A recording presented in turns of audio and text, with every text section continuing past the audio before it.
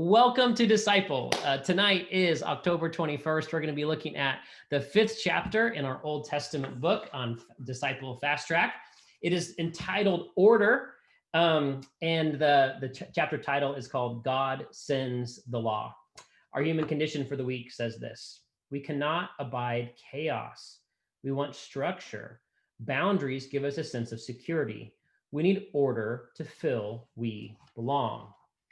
And the mark of discipleship in your study manual, it'll be on page 44. Kind of simple. It says disciples keep God's law by doing it. But the mark of discipleship on page 44 leads us to the Shema. It says this: for the disciple, all the words of the law may be summed up in the commandment. Love the Lord your God with all your heart, with all your being, and all your strength. That's Deuteronomy 6:5. These words must always be on your minds, Deuteronomy 6:6.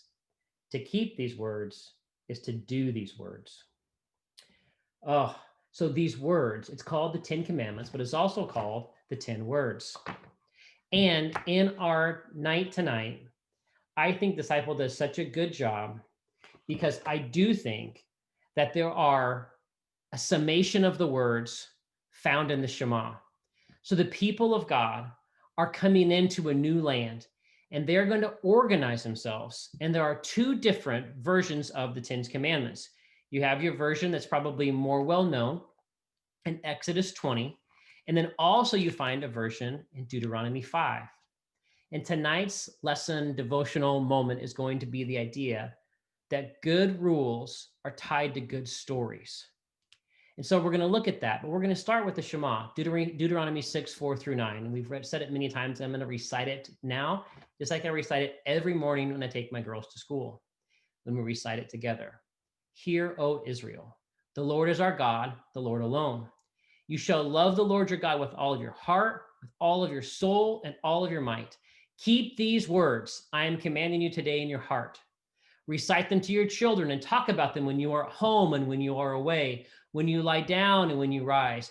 Bind them as a sign on your hand. Fix them as an emblem on your forehead. Write them on the doorposts of your house and on your gates. These words, keep these words. These are the 10 words. Keep these commandments that I am commanding you today. And you're supposed to talk about them all the time. You're supposed to recite them to your children and talk about them when you're at home and when you are away, when you lie down and when you rise. You're supposed to tell the stories, and you're supposed to tell the stories that are tied to these particular rules. And so as you look at Deuteronomy 6, you have, I think, one of the most interesting moments after the Shema. In verse 20, Deuteronomy 6:20, you have this line: when your children ask you in time to come, what are the meanings of these decrees and all these statutes and ordinances that your Lord, your God has commanded you? Then you shall say to your children, we were Pharaoh's slaves in Egypt, but the Lord brought us out of Egypt with a mighty hand. The Lord displayed before our great eyes an awesome signs and wonders against Egypt, against Pharaoh and all his household. He brought us out in order to bring us in, to give us this land, the land promised in Genesis 12 at the very beginning, that he would give them a land and he would make them a blessing so that they would bless all people. He would give us this land that he promised as an oath to our ancestors. Then the Lord commanded us to observe all these words, to fear the Lord our God for our lasting good, so to keep us alive as is now the case. If we diligently observe this entire commandment before the Lord our God, as he has commanded, we will be in the right. These rules are tied to the story of God saving God's people in the Exodus story. What do these rules mean? God, why do these rules? When your children ask you, God, Dad, why do we keep all these rules? We were once Pharaoh's slaves in Egypt. So this is how we behave, and this is how we organize our society. And so in your disciple Bible teaching this week, in the section on page 40 and 41, you have certain rules tied to certain stories. So there's this, bottom of page 40, under the chapter title, Laws of Social Welfare. Second paragraph. Don't mistreat or oppose an immigrant. Why? Because you were once immigrants in the land of Egypt. It's tied to a story. Next page, page 41, very top.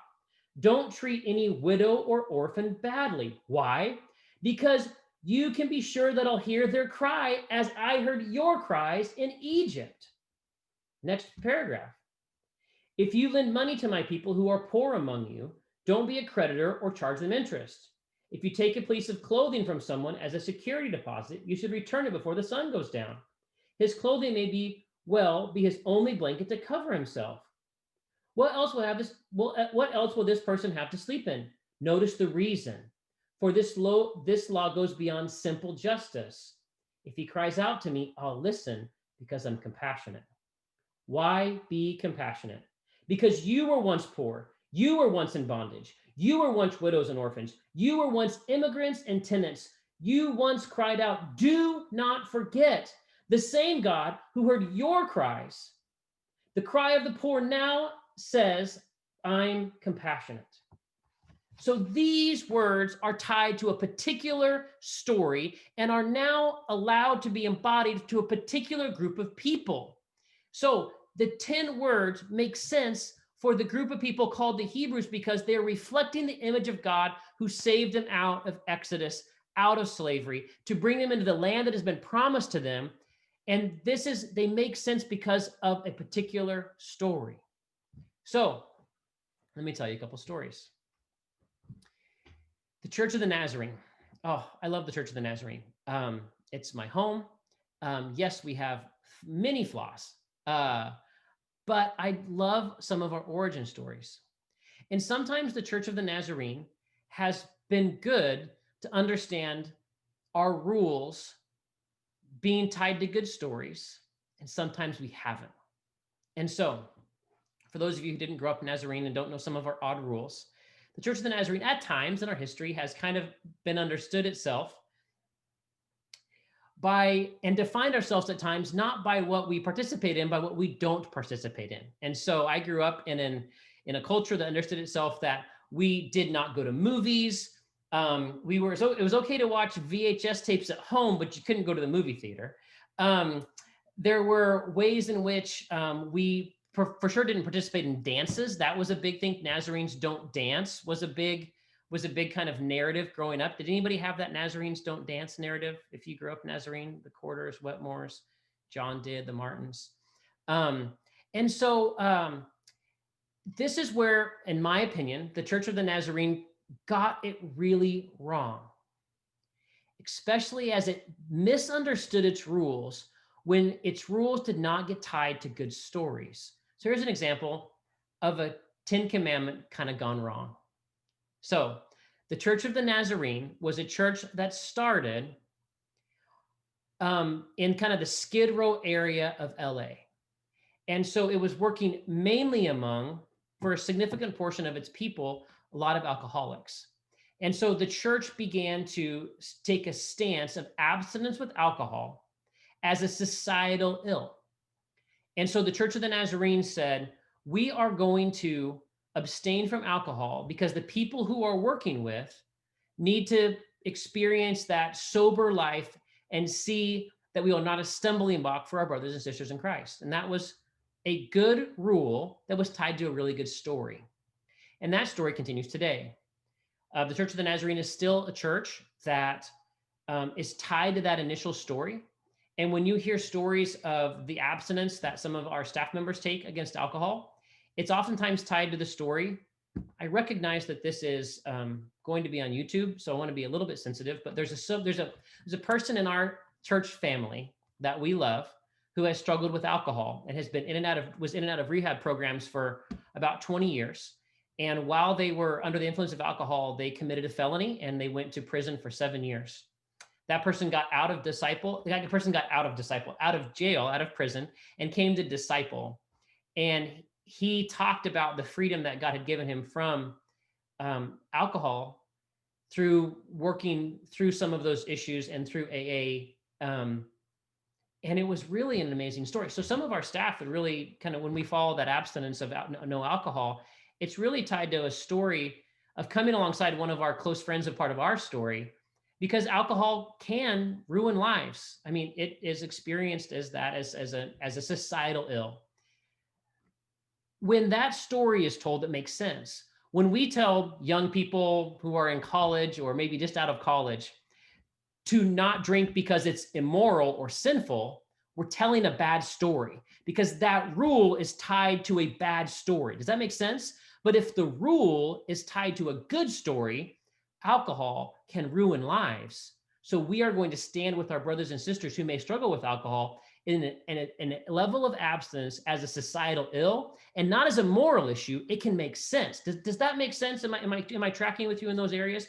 So one of my favorite stories was with a young SNU golfer. This is probably 7 years ago. He's a Colombian man, still friends with him today. He came to SNU, and we were on the 9th hole at Kicking Bird after playing about 2 hours of golf together.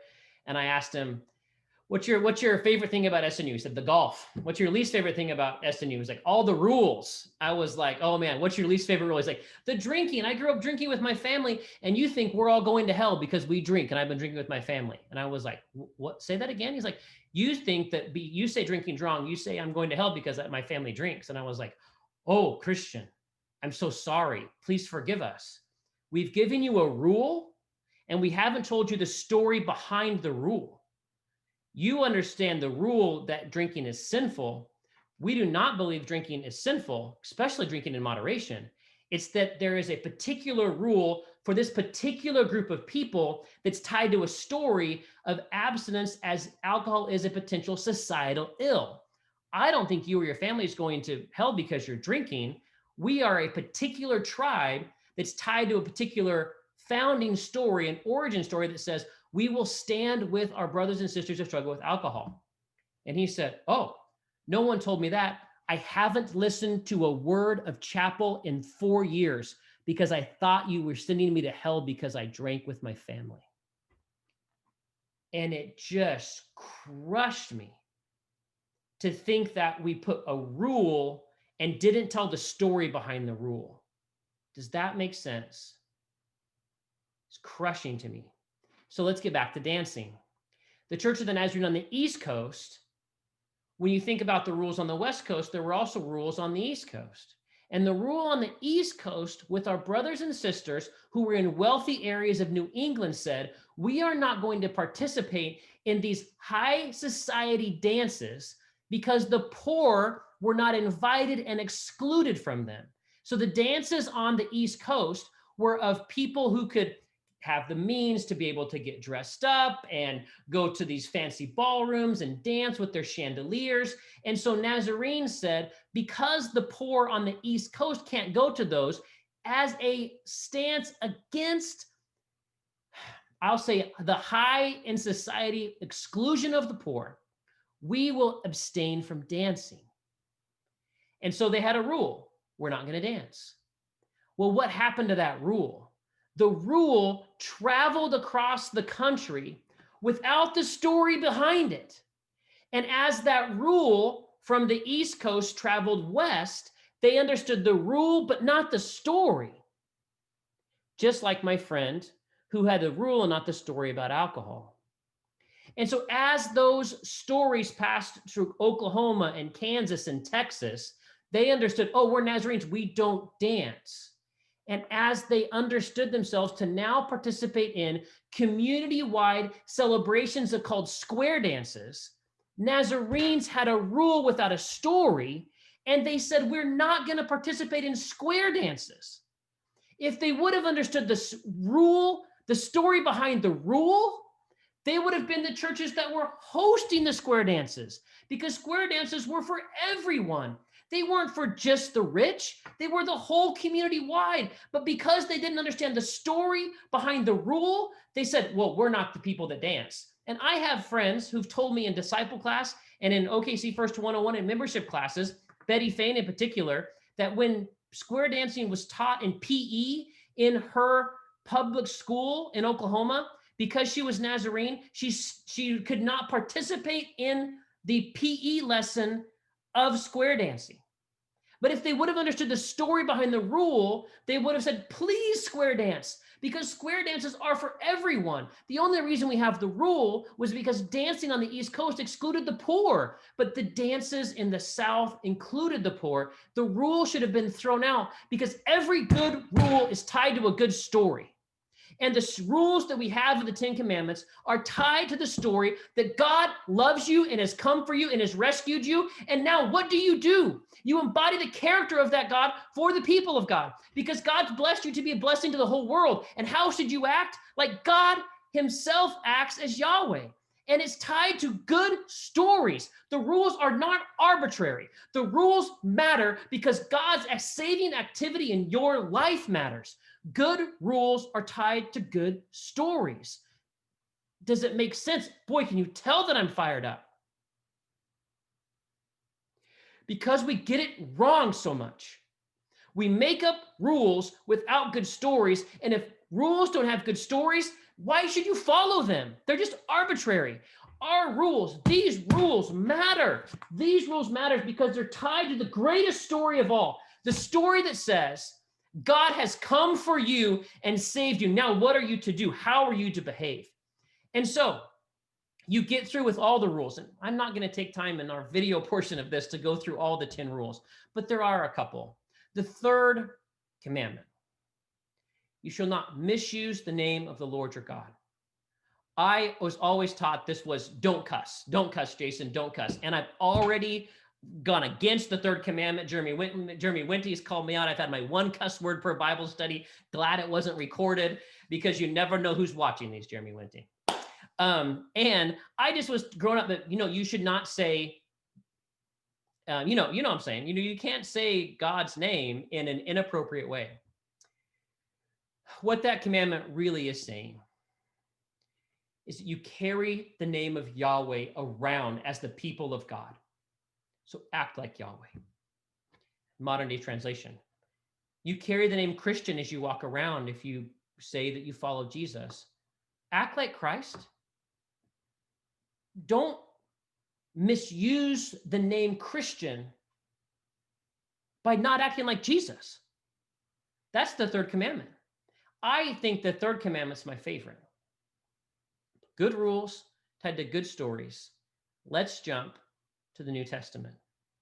Whew, guys, I am so fired up right now. I do not know what has happened. My heart is just beating so fast. I love this so much. Can you tell? I love it. Okay, we are going to share my screen. Oh, it's Paw Patrol. But let's first go to Luke 10. No, I don't want Luke 10. Let's try Matthew 22. You know how much I love the Shema. We've already read it once. Might read it 2 or 3 more times. But there's something that Jesus does in the New Testament twice, once in Matthew and once in Luke, that we're going to look at tonight, that I think that are really interesting as we think about good rules tied to good stories. So in Matthew 22, there's a moment. Let's just read it. Matthew 22, verse 34. When the Pharisees heard that he had silenced the Sadducees, they gathered together, and one of them, a lawyer, asked him a question to test him. Teacher, which commandment in the law is the greatest? Okay, so he's got 10 to choose from. I'm hoping he's going to choose number 3, right? Great one.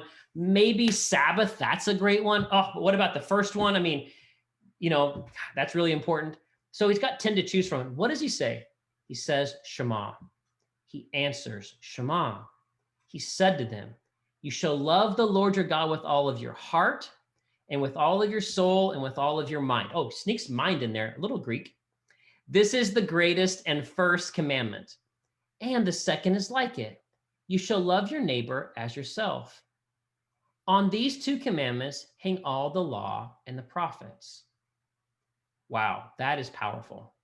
So when Jesus is asked which of these 10 words is the best, he doesn't pick any of the 10.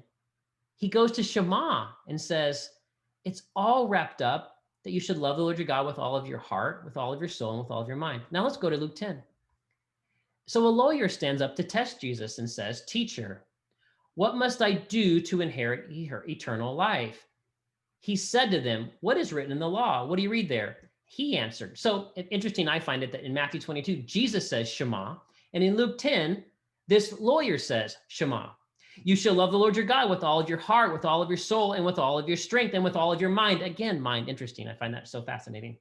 And your neighbor as yourself. And Jesus says back to him, you have given the right answer. Do this and you will live. And my goodness, what a great lawyer line.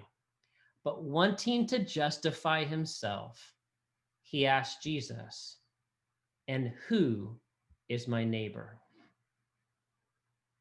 Oh, and what Jesus does for us is he ties a good rule to a great story.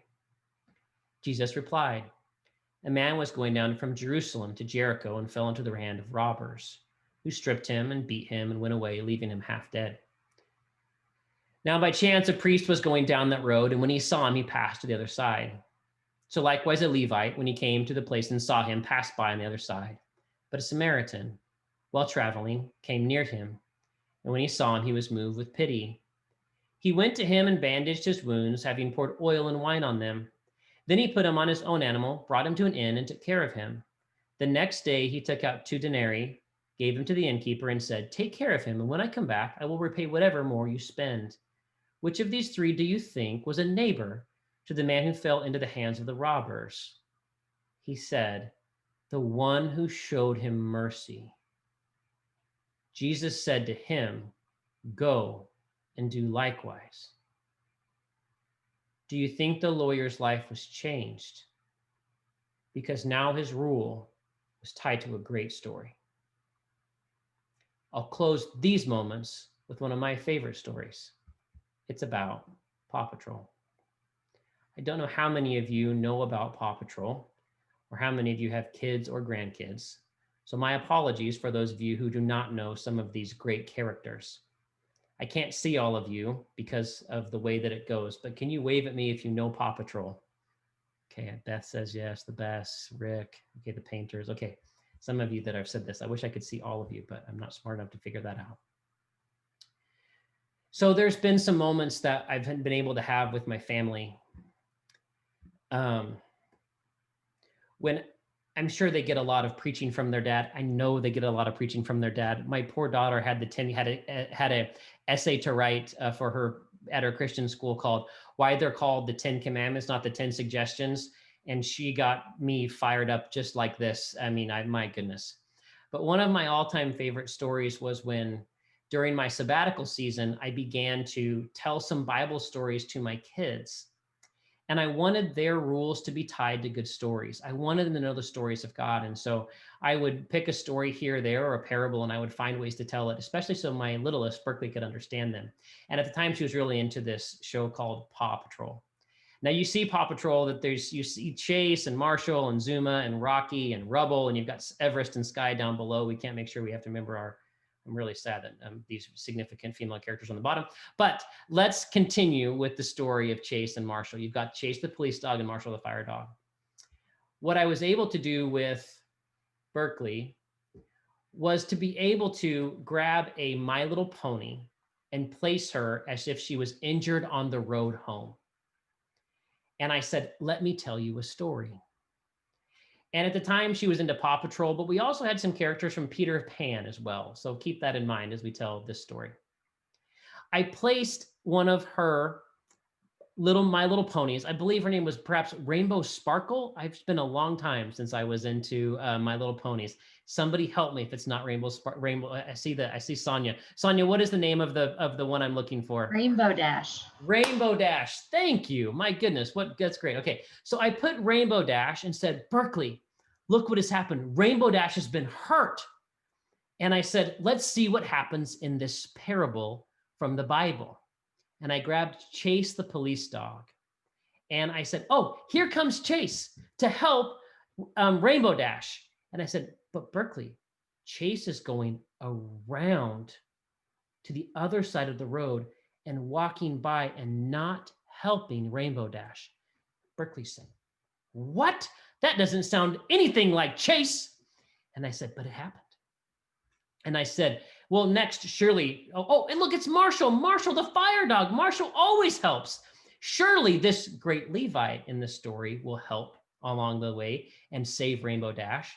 And I put Marshall on the other side of the road And he ignored Rainbow Dash. And again, Berkeley was livid. She said, "That what do you, the Marshall knows what to do. He knows what is right. Of course." Why? She was so mad that Marshall would not stop to help Rainbow Dash. And I don't know if you know the story, but Mr. Smee is just the most ridiculous character in the land of Peter Pan. What a swashbuckling idiot Mr. Smee is. And I got that little character. And he passed by, and Berkeley knows the character of Mr. Smee. He's dumb. He doesn't know what to do.